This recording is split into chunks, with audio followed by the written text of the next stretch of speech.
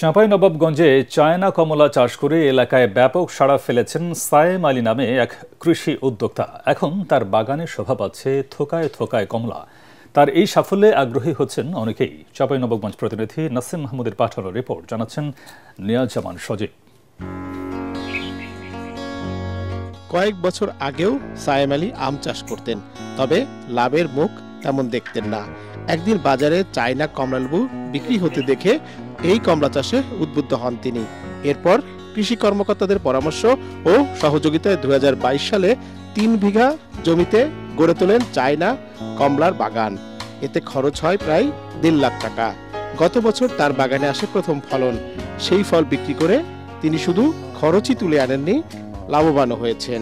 অনেক লোক আপনার আমার বাগানে আসছে, ফল দেখে তারাও খুশি, তারাও চাষের জন্য খুব আগ্রহ প্রকাশ করছে। কিছুদিনের মধ্যেই আম থেকে আপনার কমলার চাষের জন্যই আপনার বিখ্যাত হয়ে যাবে, এটা আমার প্রত্যাশা। এবছর তিনি প্রতি কেজি কমলা 100 টাকা কেজি দরে বিক্রি শুরু করেছেন।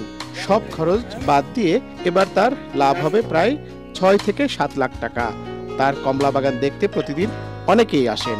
আমার বাড়ির পাশেই সাইম ভাইয়ের বাগানের চায়না কমলা খেলাম, খুব সুন্দর সুস্বাদু। বাগানটাতে দেখাশোনা করি, আর ধরলেন ফলও আপনার হয়েছে, পার্টিতে আছে, লিয়াও যায়, সুস্বাদু আছে। বাগানে অনেক ফল এসেছে এবং লেবুগুলো অনেক সুস্বাদু খেলাম, দেখলাম, এবং কালারও অনেক সুন্দর। আমরা এগুলো দেখে মুগ্ধ। এর আগে কোনোদিন দেখিনি। এই যে 2-3 বছর এনে চাষ হচ্ছে, কৃষি অফিসারের যদি কোনো সহযোগিতা পাই তাহলে আমরা বাগানটা চাষ করব। জেলা কৃষি বিভাগ জানিয়েছে চাঁপাইনবাবগঞ্জের মাটি ও আবহাওয়া চায়না কমলা চাষের জন্য অত্যন্ত উপযোগী। ভালো উৎপাদন হচ্ছে এবং সেখান থেকে লাভবান হচ্ছে।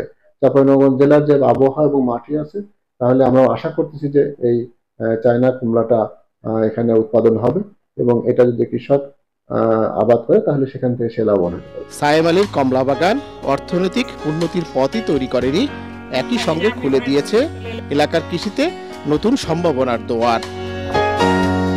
Bureau report, ATN Bangla.